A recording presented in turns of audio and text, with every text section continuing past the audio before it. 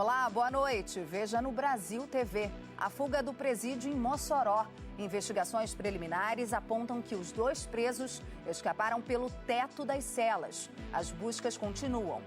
Perigo nas praias de Aracaju com a invasão de caravelas. Esse tipo de água-viva provoca queimaduras de até 3º grau. Goiânia começa a vacinar contra a dengue. E ainda, os segredos do desfile da campeã do Carnaval do Rio. Quinta-feira, 15 de fevereiro, agora no Brasil TV.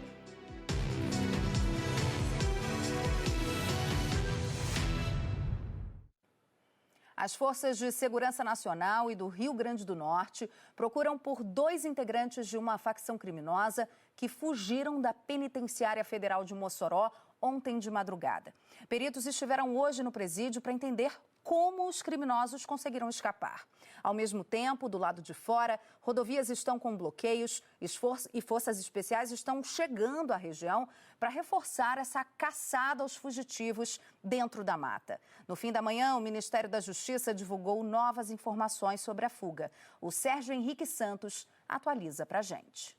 Oi, Lilian. A investigação aponta que os presos fugiram pelo teto das celas em que eles estavam no Presídio Federal de Mossoró, a 250 quilômetros de Natal. O presídio fica na área rural da cidade, a 15 quilômetros do centro de Mossoró. A fuga teria acontecido por volta das 3 horas da madrugada da quarta-feira, mas só foi percebida pela direção do presídio 2 horas depois, às 5 horas da manhã.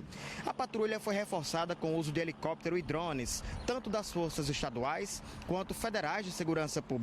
Mais de 100 agentes federais e outros 100 policiais militares, civis e penais aqui do estado participam das buscas na zona rural de Mossoró. O policiamento também foi reforçado nas divisas do Rio Grande do Norte com o Ceará e com a Paraíba.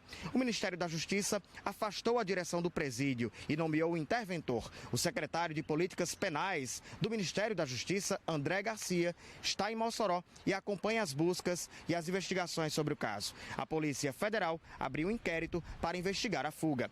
O presídio está em obras e o Ministério da Justiça investiga se isso pode ter facilitado a fuga. Os 2 foragidos, Rogério da Silva Mendonça e Deibson Cabral Nascimento, ainda não foram localizados. Eles respondem a mais de 30 processos, incluindo homicídio, organização criminosa e roubo. São considerados bandidos perigosos, líderes de facções criminosas. Juntos, as penas dos 2 bandidos somam mais de 155 anos. É com você, Lilian.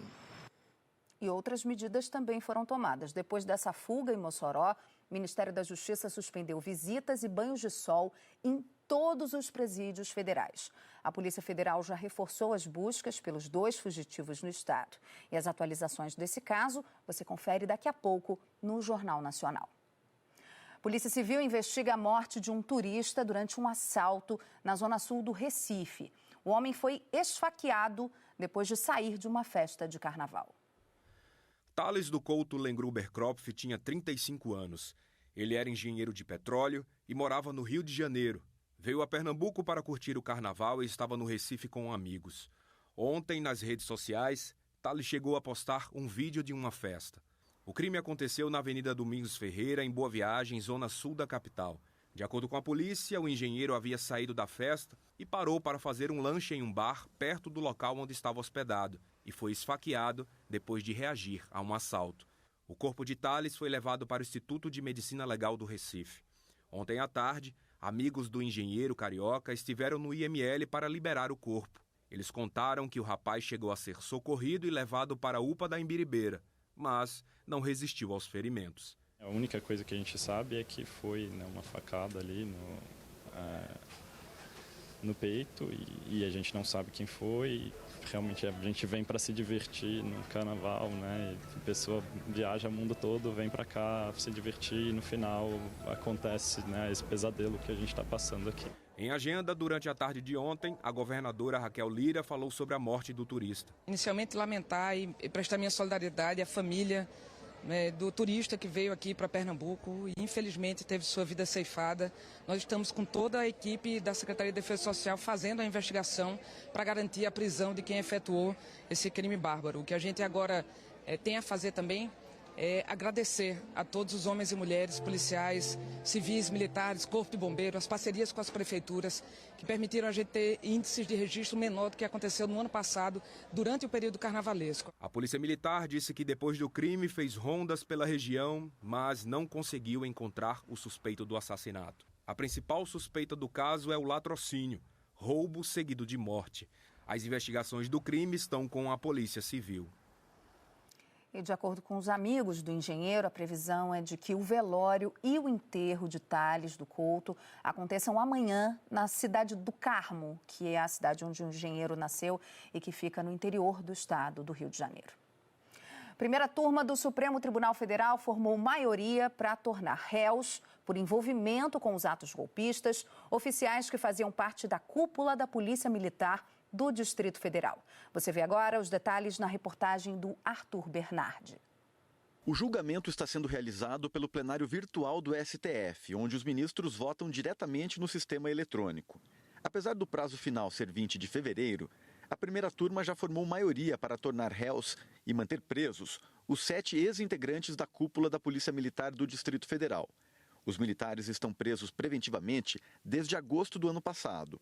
O relator do caso, o ministro Alexandre de Moraes, votou pelo recebimento da denúncia da Procuradoria-Geral da República feita em agosto. No relatório, o ministro afirmou que os denunciados tinham conhecimento das circunstâncias do perigo e que todos os autos oficiais denunciados tomaram conhecimento antecipado dos riscos ligados aos atentados de 8 de janeiro de 2023. Os ministros Cristiano Zanin e Carmen Lúcia seguiram o voto do relator.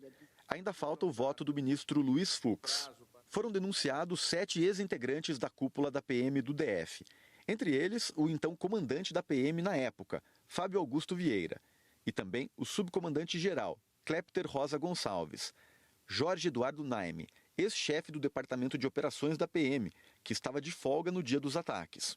Paulo José Ferreira de Souza Bezerra, ex-chefe interino do Departamento de Operações da PM. Marcelo Casimiro Vasconcelos, ex-comandante do 1º Comando de Policiamento Regional da PM. Flávio Silvestre de Alencar comandava o 6º Batalhão da PMDF, responsável pela Praça dos Três Poderes e Esplanada dos Ministérios. E Rafael Pereira Martins, que atuou no dia dos atos antidemocráticos, também foram denunciados pela Procuradoria-Geral da República. Os oficiais da PM vão responder por omissão nos atos golpistas do dia 8 de janeiro de 2023. E também por crimes como abolição violenta do Estado Democrático de Direito e tentativa de golpe de Estado. Segundo a PGR, a omissão da cúpula da PM foi motivada por alinhamento ideológico e de propósitos entre os denunciados e aqueles que pediam a intervenção das Forças Armadas. Na denúncia, a PGR analisou trocas de mensagens entre os investigados antes e durante os atos golpistas. E segundo a Procuradoria, os diálogos mostram, por exemplo, que havia policiais infiltrados no acampamento golpista, instalado em frente ao quartel-general do Exército, e que tudo o que os PMs observavam ali era transmitido em um grupo de mensagens criado pelos oficiais da mais alta patente da corporação, e que não houve falha operacional pelos serviços de inteligência da PMDF, e sim uma omissão intencional por parte dos denunciados. Nós ainda não localizamos a defesa dos acusados. A nossa equipe entrou em contato com a assessoria de imprensa da Polícia Militar do DF para saber se os investigados seguem recebendo salário, mas a corporação não respondeu à nossa demanda. Um incêndio de grandes proporções destruiu uma fábrica de móveis planejados que fica em Jaboatão dos Guararapes, em Pernambuco. De acordo com o Corpo de Bombeiros, o fogo começou no fim da noite de ontem, num complexo de galpões.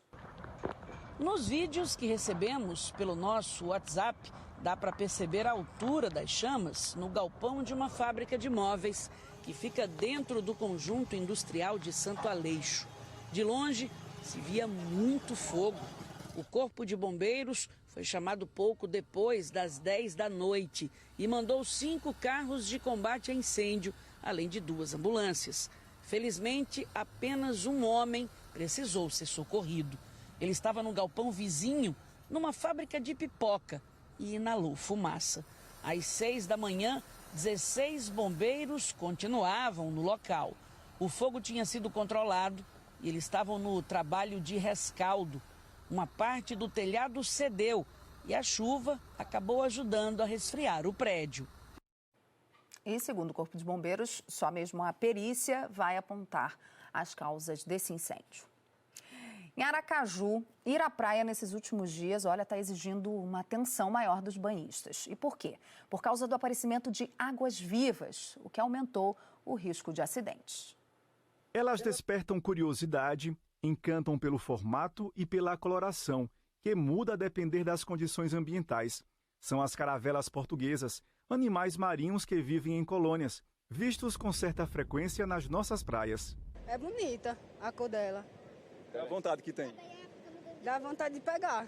As caravelas chegam mais perto da costa por causa das correntes marítimas. A caravela portuguesa é um dos seres mais temidos dos oceanos. Isso porque ela possui um tentáculo formado por células urticantes, que em contato com a pele humana provoca queimaduras de até 3º grau. O Corpo de Bombeiros de Sergipe realiza um trabalho de orientação o ano inteiro. Por isso, alguns banhistas já sabem como agir quando avistar uma por perto. Tem que tomar muito cuidado por causa das crianças, esse outro menino aqui, porque quando pega e queima, topa na pele, aí dá aquelas assaduras, arde muito couro, aí é bom sempre ter mais cuidado. Agora elas chamam a atenção, né? Até a criança quer brincar muitas vezes. É, porque é interessante, né? Um negocinho mole, o cara não sabe o que é, aí pensa que é algum brinquedo, algum mato, aí pensa que é alguma outra coisa, aí pega, vai pegar, pensa que não, toma um choque, aí é água viva. Ao avistar uma caravela, o ideal é comunicar ao Corpo de Bombeiros. O banhista tá lá tomando seu banho de mar e não percebe a aproximação da caravela. Então a caravela toca na pessoa e esse banhista deve imediatamente sair do mar, porque as reações podem ser adversas. E as reações mais comuns são queimação e vermelhidão no local de contato.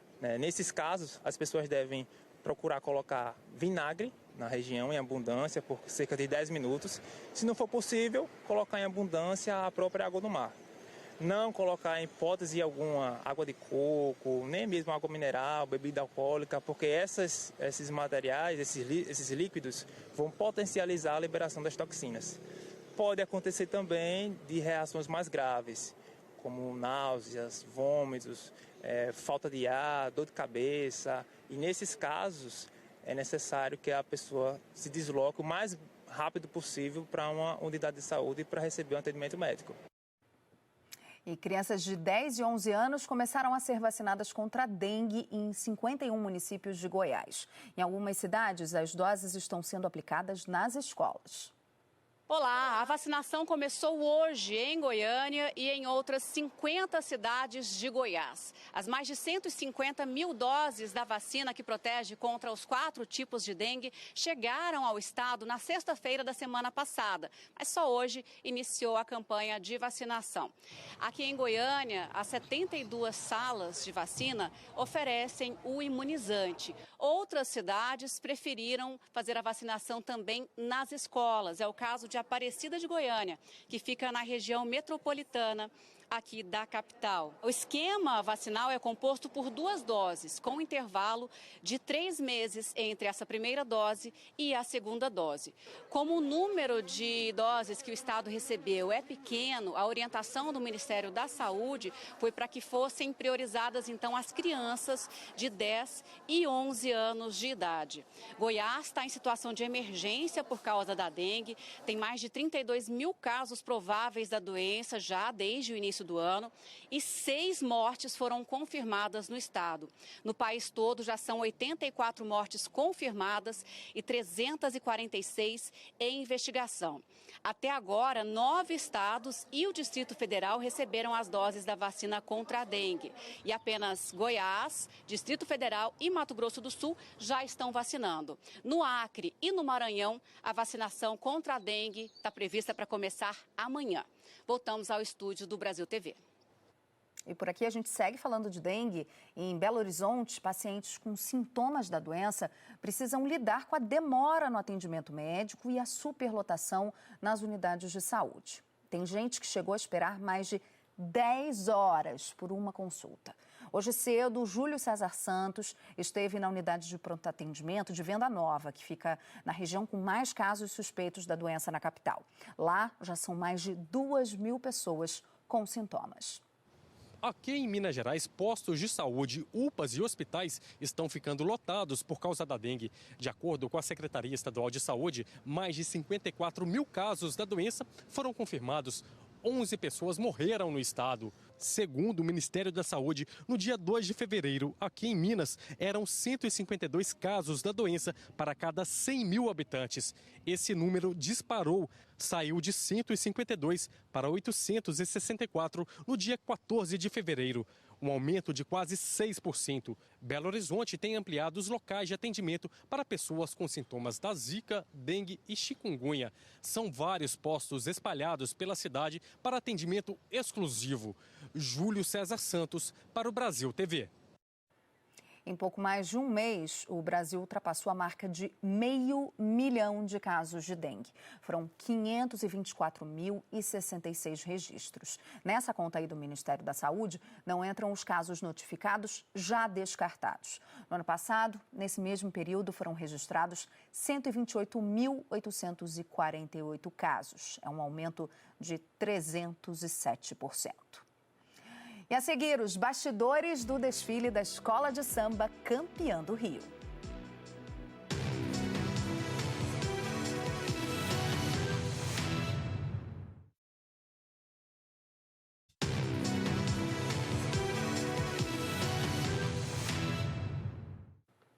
Brasil TV de volta com as informações do prazo de renegociação das dívidas do FIES, o Fundo de Financiamento Estudantil.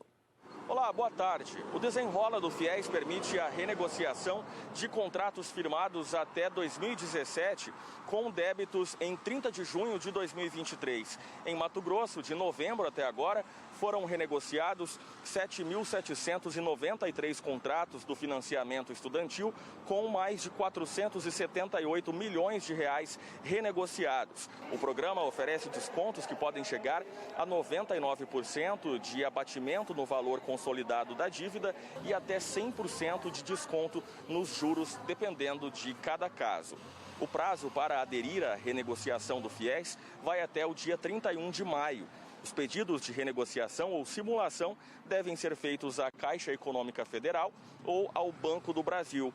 O processo pode ser feito de forma virtual por meio dos aplicativos de cada banco. Para tirar dúvidas, é só ligar no telefone 0800 61 6161, que é o canal de atendimento do Ministério da Educação, ou ainda os telefones da Caixa Econômica 0800 104 0104 e do Banco do Brasil 0800 729 0001.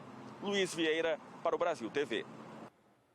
E a gente encerra falando de carnaval. No Rio, a Viradouro liderou a apuração do grupo especial de ponta a ponta e ganhou o terceiro título. A Escola de Niterói levou para Sapucaí um enredo sobre magia, divindades da África e a força das mulheres. E teve como grande atração uma serpente. Ela rastejou na avenida e encantou o público. A serpente sagrada da Viradouro é uma daquelas atrações que vão ficar para a história.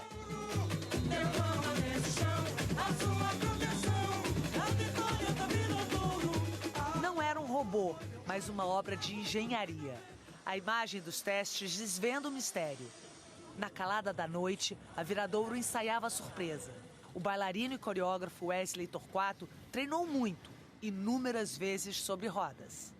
Repetiu os movimentos até com uma miniatura da serpente. 1, 2, 3, 4, sai. Ele desfilou dentro da alegoria numa evolução impecável. Essa era a visão que Wesley tinha lá de dentro. Eu deito aqui, esse é o controle que eu conduzo a cobra, aqui eu acelero e aqui eu freio. E aí aqui eu apoio meu pé lá atrás e aqui eu deito. Meu queixo vem aqui e eu só tenho isso aqui, ó. Meu corpo vai junto. Você já consegue ver que meu corpo meio que dá uma serpenteada por si só. E aí quando fecha, ó, fica aqui dentro, bonitinho. Ninguém me vê, ninguém sabe que sou eu.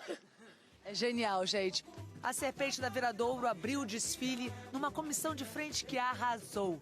A gente sabia que a frente da escola era extremamente poderosa. Então a gente resolveu sintetizar em duas imagens que representam o enredo, né, uma síntese do enredo, que é a serpente e o arco-íris. Eu acho que todo mundo entendeu a nossa mensagem e todo mundo se encantou com o visual que a gente proporcionou. Foram 6 meses, assim, mergulhado nesse projeto. Acho que veio para coroar, né? 15 anos de Sapucaí, com o estandarte de ouro, 40 pontos e o campeonato. Esse é o terceiro campeonato da Escola de Niterói, vencedor em 1997, 2020 e agora, 4 anos depois. Na hora da vitória, mestre Cissa, da bateria Furacão Vermelho e Branco, subiu na mesa para comemorar e não aguentou de emoção. Trabalho realizado, com amor, dedicação. Isso aí é a maior alegria do mundo para mim, velho. Eu ser campeão, eu não sou. A festa na quadra continuou na madrugada.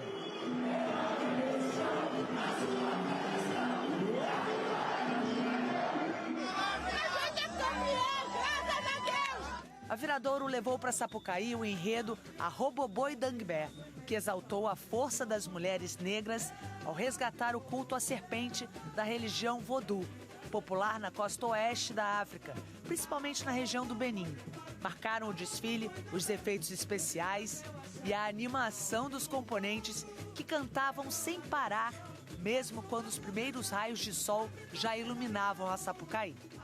O enredo foi fruto de uma pesquisa intensa e profunda do carnavalesco Tarcísio Zanon. Um dos objetivos dele é combater o racismo religioso. Zanon queria desdemonizar a figura da serpente e esse conjunto de magias que é o Vodou. Esse é o segundo troféu que o carnavalesco leva para Viradouro. Emocionado, ele dedicou a vitória à equipe e ao pai. Ao meu pai, que sempre foi meu fã, está passando por um câncer, mas eu dedico essa vitória de coração a ele, minha mãe e toda a minha família. Estou muito feliz. Não é para menos. A Viradouro ganhou o campeonato com pontuação máxima, 270 pontos.